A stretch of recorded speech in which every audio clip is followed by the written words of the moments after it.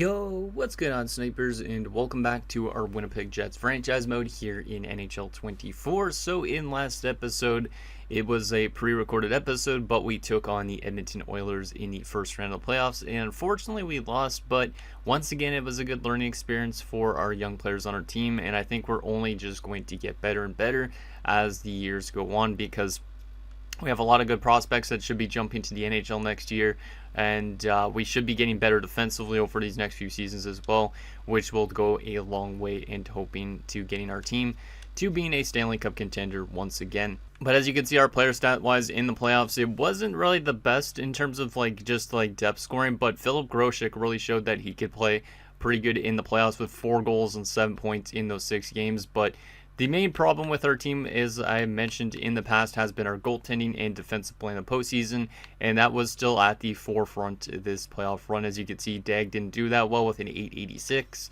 and then our defensive play was not really ideal. I mean, we didn't have terrible plus minuses across the board, but mostly everybody on the team was minus, which is not ideal. So hopefully, obviously, we can continue to build up the defensive areas that we need to work on, and obviously the offense should be able to still do relatively well eventually down the road as well.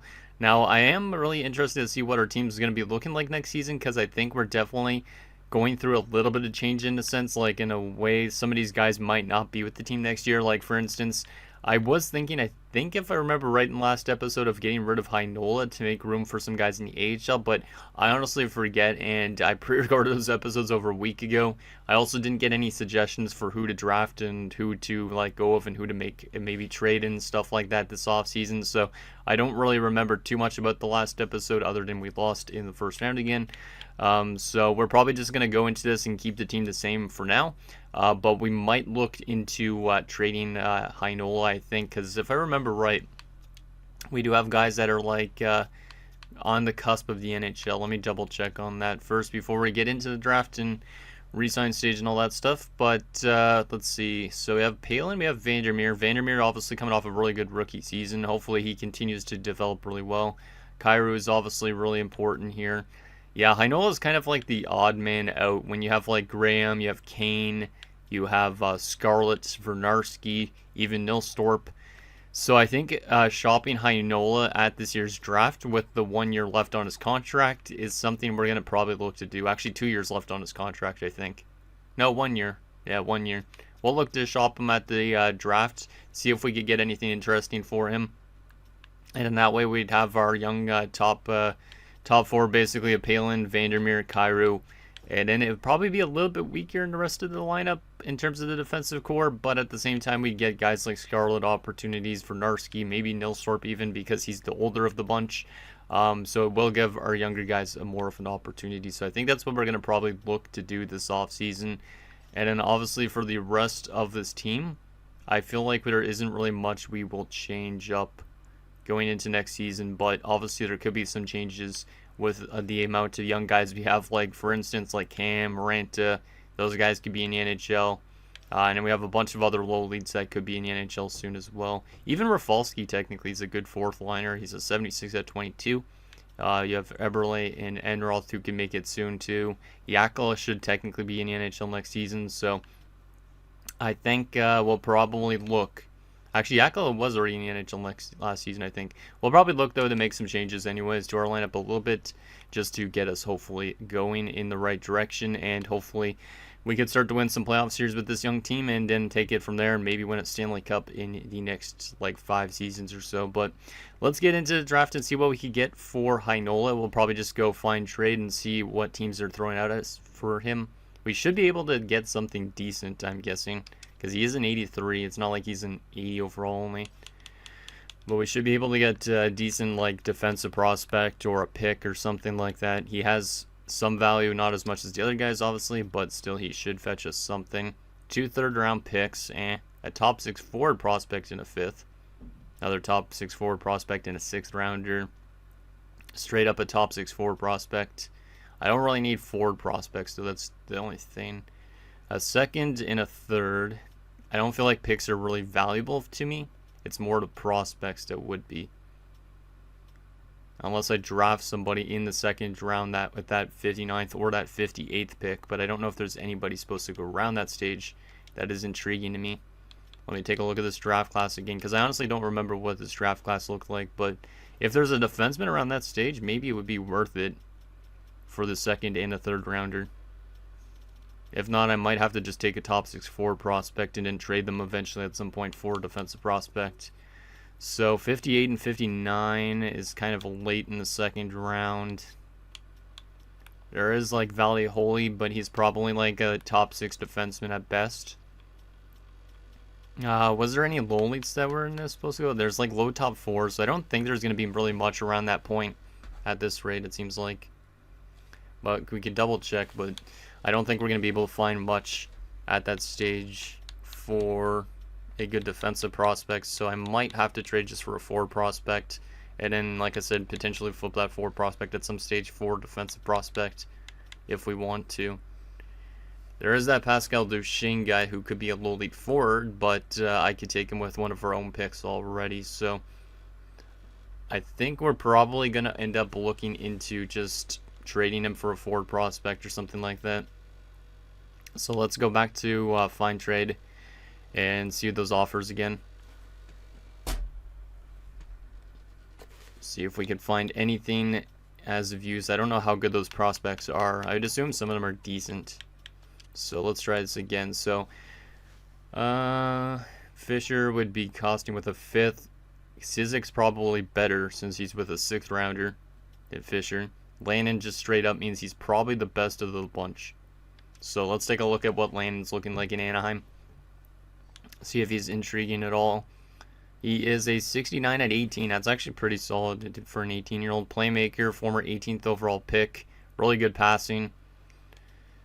Yeah, you know what? We're going to take this deal. So Heinola straight up for Landon. This might be a bad trade, but it will also give us more defensive room for our prospects and for maybe signing ourselves somebody better than Heinola in the offseason if we really want to. So Heinola has been dealt to Anaheim, and we do bring ourselves in a young forward prospect that we could use to maybe flip away for a forward prospect or for a defensive prospect, or who else knows what. So Ferrerio goes first overall to the San Jose Sharks.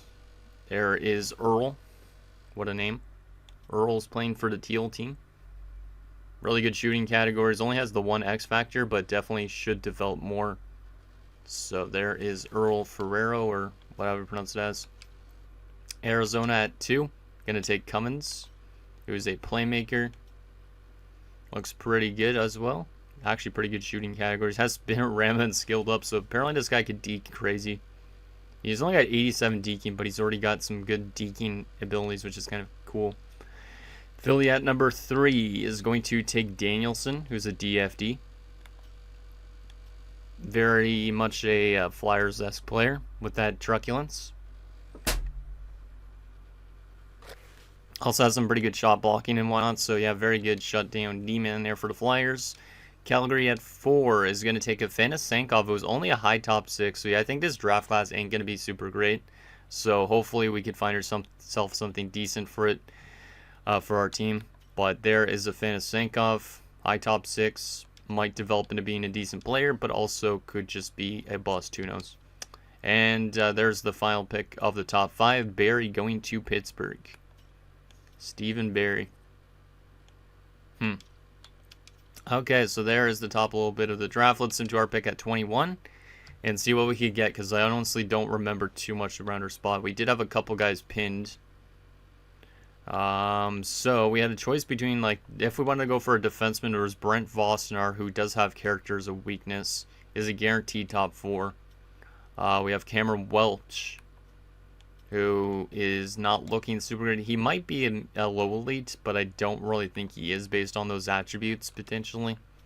Matsumoto is a guaranteed medium elite that we have to draft this year for sure. Probably won't grab him till, like, 2nd round. So I think we have a 2nd round pick, right? Let me just double check on our picks. Yes, we do have a 2nd rounder and a 3rd rounder. So we'll probably grab him with either a 2nd or 3rd round pick. So I don't really need to take that medium elite just yet. I could take a chance on somebody else. Fairchild might be medium elite, but probably not. He does look actually pretty decent in 2 years out, but he is 20. He was that really weird, intriguing player that I saw, but he's probably a top 6 forward that's like maybe a 78 which is not great for a 20-year-old. Pascal Duchesne was the intriguing one that could be a low leap, but also might not be. I might take Fairchild here, which might be a bit of a weird one. Then take Duchesne next round, Matsumoto the following round, because I don't think we're going to be able to draft much defensemen this year. It doesn't look strong for defenders. So we're going to take a random chance with Julian Fairchild. He looks like he's pretty good. He looks 2 years out as well, which is not bad for a 20-year-old. And it looks like he's a good deker, good offensive skill, good playmaking. Yeah, he should be decent, but I don't know if he's medium elite or not. It would be nice if he is medium elite. So, Julian Fairchild, welcome to Winnipeg. Medium top 667. I don't really like that pick, to be honest. I don't think that's the great pick. I mean, it is a little bit higher overall than like somebody like Varlamov who just went before, but Varlamov is also 2 years younger.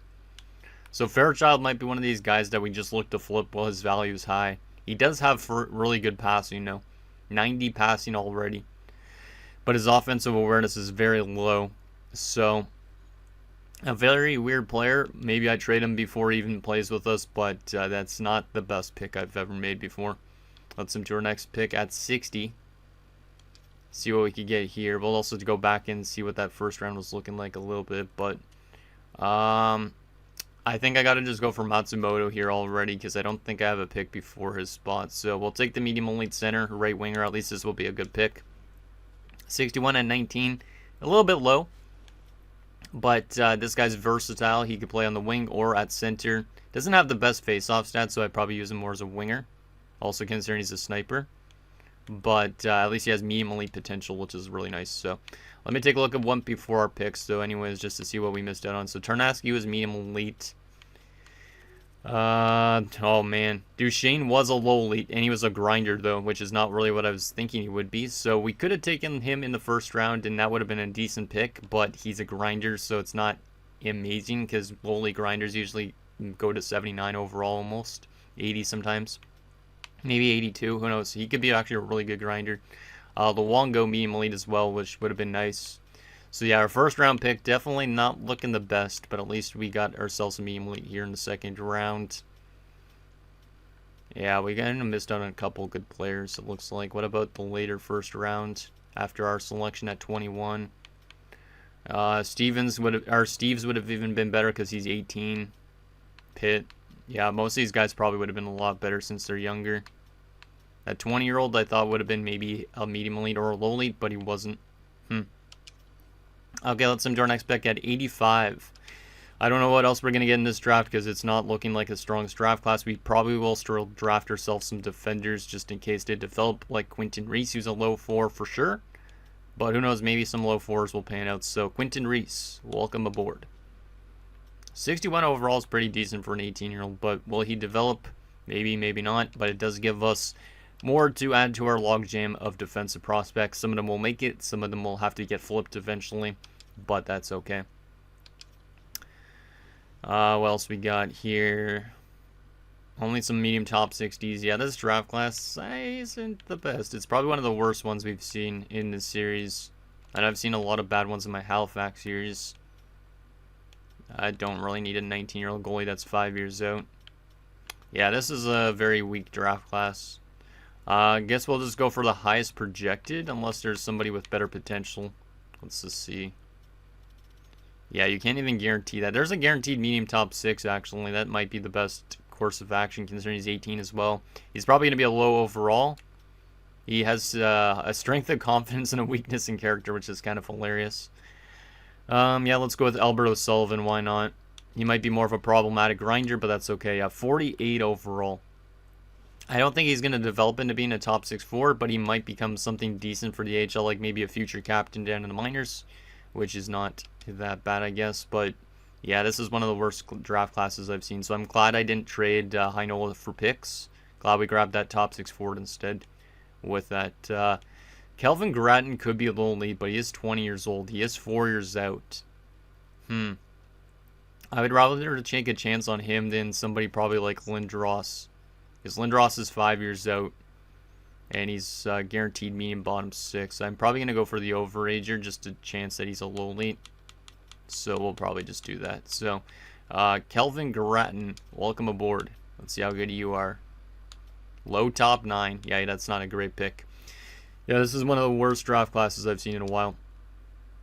That's okay, because I think last year's draft class, or a few years ago draft class, was really good for this team. So I'm okay to have a bad draft class here and there. Sergei Moroza might have an X factor, probably not, based on how late he's supposed to go, but we're going to take a chance on him just because the scout recommends it. Low top 6. It's not terrible, but a low overall at 18. Maybe develops into being something good for the AHL once again, but NHL-wise, not so much. And our final pick of the draft, we're going to have to take a chance on maybe somebody that could be elite. There is McEachern. He's 19. I'll pin him for now, but let's just see if there's any other guys that could be elite. Tony Osborne. I do like the looks of Tony Osborne. Looks like he has no weakness, and he has a bunch of strengths like his character, his work ethic, his reach. I like that he has good character and work ethic, because at least that means he's going to be trying. I might go for Tony Osborne, to be honest, because McEachern's older too. So yeah, I think I'm going to go for Tony Osborne with this last pick. Might as well. Maybe he's a low elite at 18, which would be great. If not, so be it. But let's see what Tony Osborne is looking like. 50 overall, low top 6 power forward. Yikes. Not liking the potential at all. If he was a low elite at that overall, I'd be okay with it. But a low top 6, yeah, that's not great. So yeah, that was one of the worst draft classes we've ever seen in this series, but I'd say our best pick for sure, Matsumoto, will be the best player out of this draft class for us.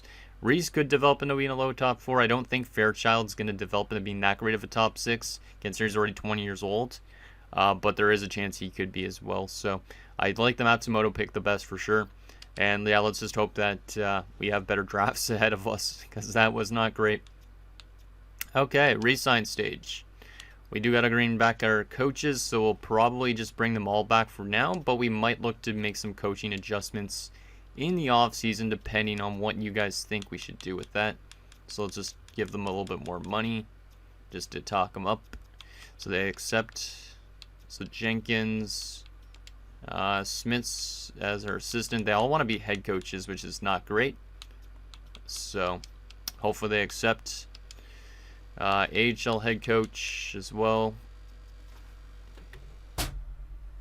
So we'll try and get that AHL head coach back for over $1 million. And then we got also their assistants and stuff.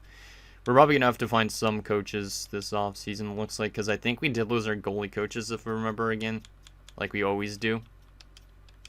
Yeah, we lost both goalie coaches. Actually, just one goalie coach, and that was in the NHL. It seems like every single year a goalie coach retires, which is kind of weird.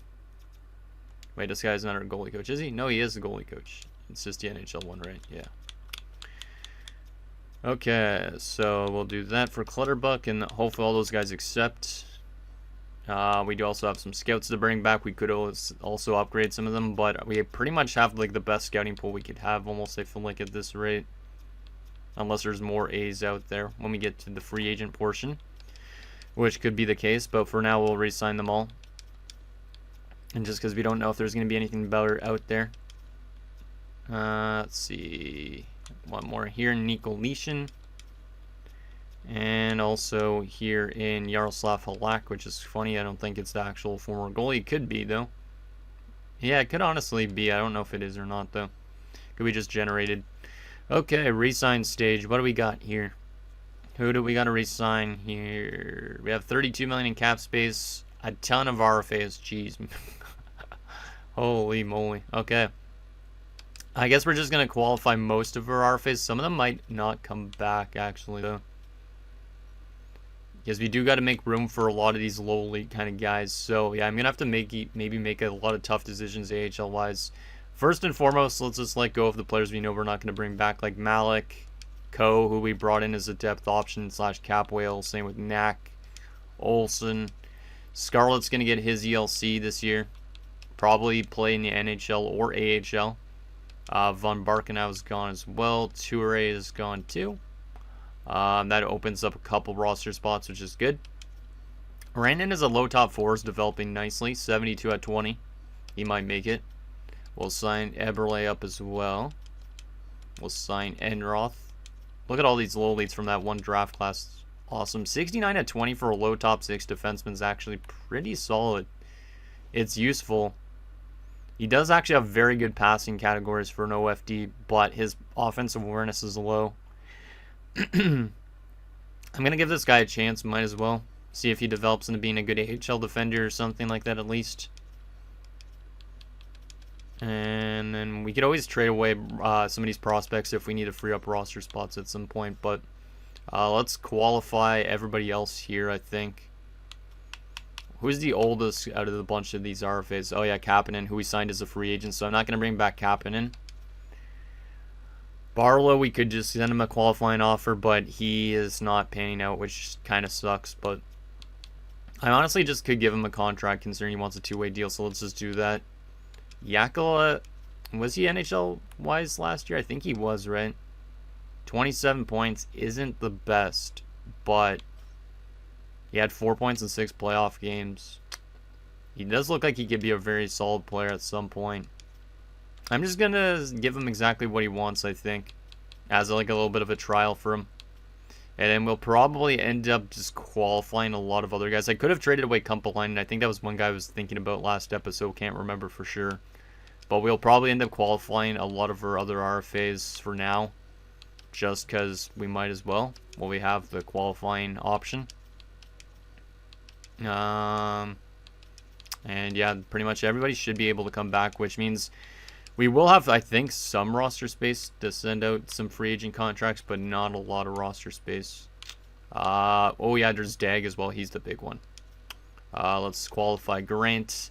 Ivanov, I don't really need to send a qualifying offer to, almost. Because we do have, yeah, Ivanov was scratched all last year. Yeah, I think we're going to just let go of Ivanov, just because he's not even getting playing time here, so just let him walk. And then what is Gabriel Dag wanting? Still wants a bit too much for me, considering his playoff numbers aren't the best, so we'll probably end up just qualifying him as well. And that should be good.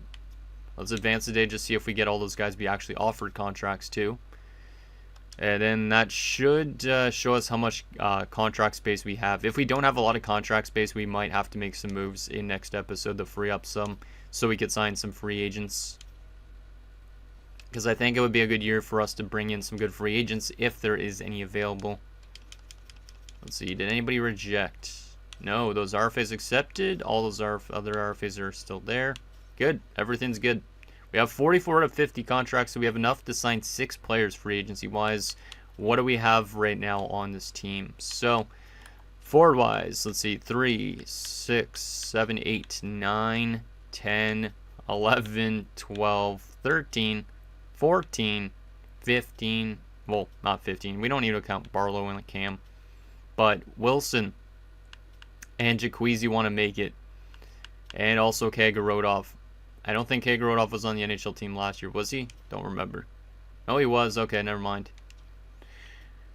I think we look to move out Kumpelainen. We might look to move out... Yakala is one of these guys that should get replaced by Jaqueezi, probably. Yeah, we have a lot of internal competition, so I think we got to move like Kumpelainen and Yakala potentially, so we could get Jaqueezi and Wilson in.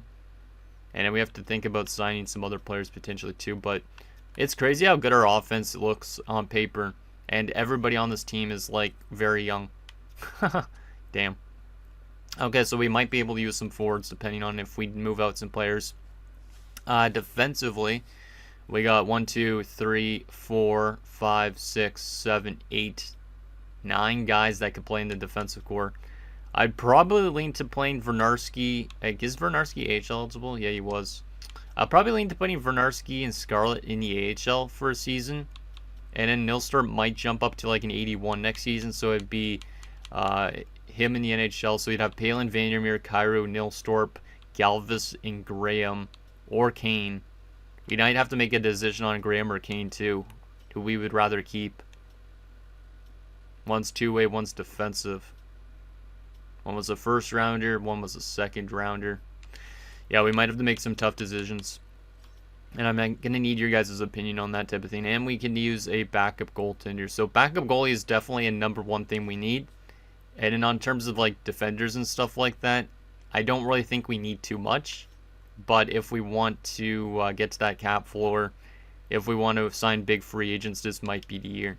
But we would have to also look to flip away some young guys to free up those roster spots. Because right now a lot of them are taken. So let's send to free agency and see if any of our RFAs accept, which some of them might. Let's see. There's Skirbick, there's Grant, Nilstorp. Looks like a couple of them are accepting the AHL kind of ones anyways. Oh, Caden Lindstrom and Kumpelainen already accepted too, which is good.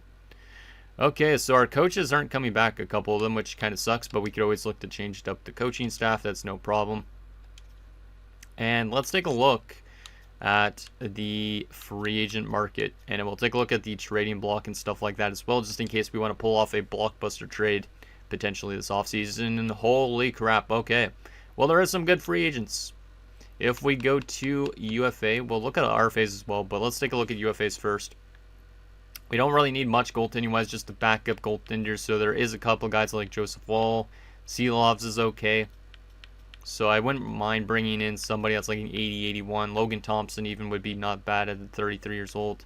So plenty of backup goalie options there as well. Like even Nikita Kwap wouldn't be not bad. So there's that.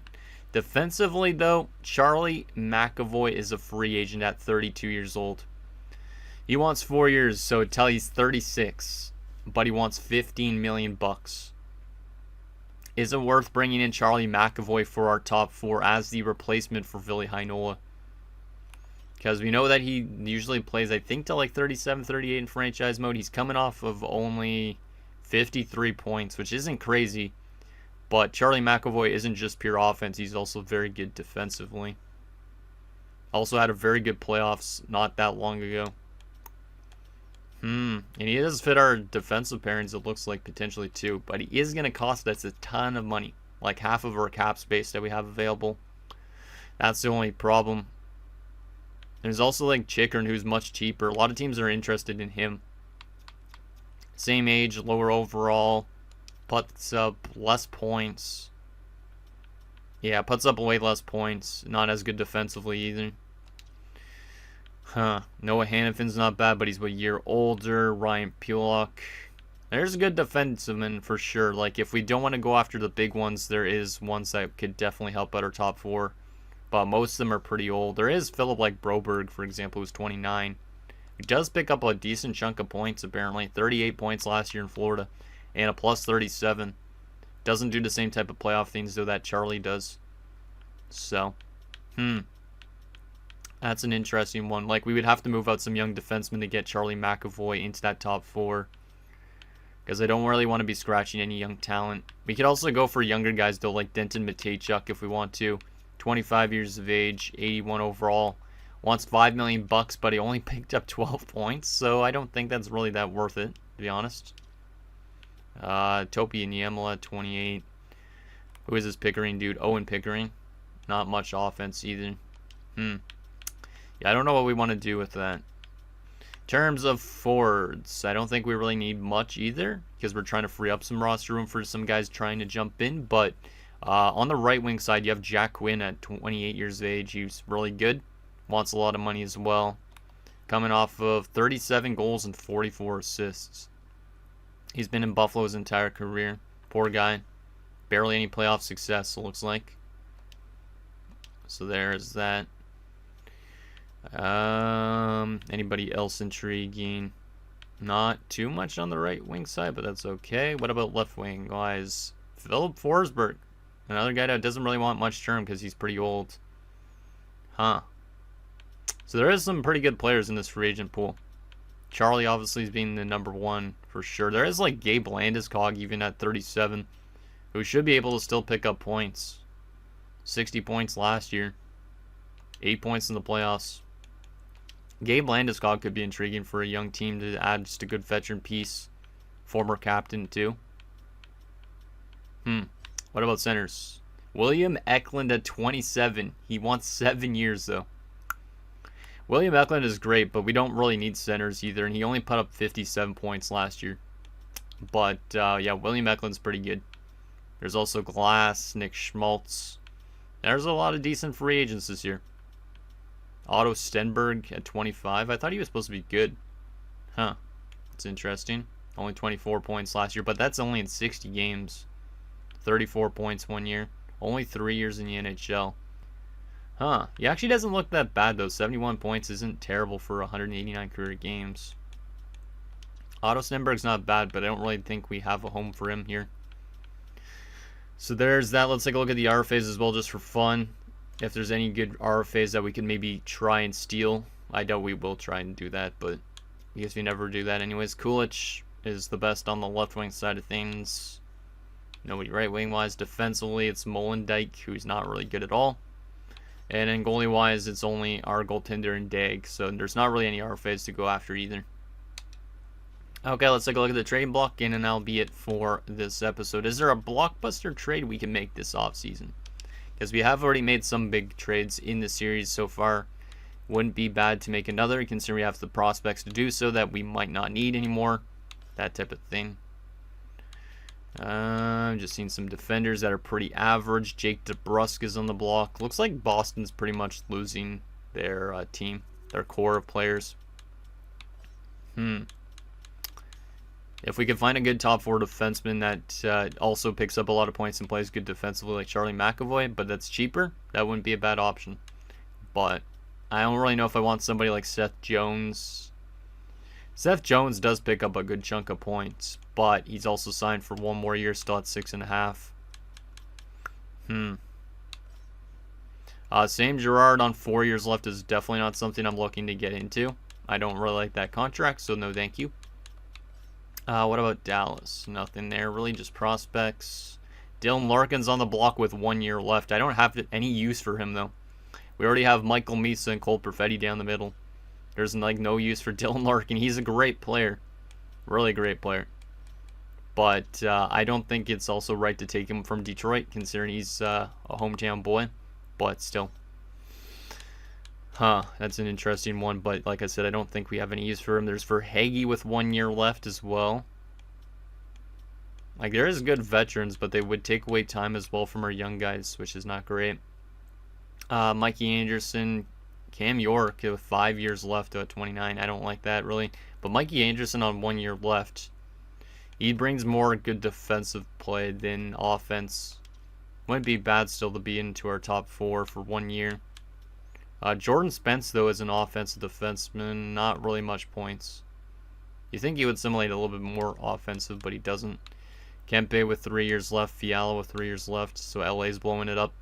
That low franchise goalie still on the block. Daniel Sprong, Joel Farabee. I don't really think I really want to bring in any forwards, though. It's more like trying to get that defenseman, those younger defensemen to develop more. And we find a guy that could kind of just like be like a stopgap for them. For a year. Siegenthaler is not bad. I know he's a really good DFD in real life. Does he simulate like this in the franchise mode? Not as much. Does bring in a couple goals, actually. He's a good goal-scoring defenseman, looks like, for a DFD, which is interesting. But for 2 years left at 5.5 around is not great. And he's 33 as well. So I don't know if Siegenthaler is really what I'm looking to get for that defensive core.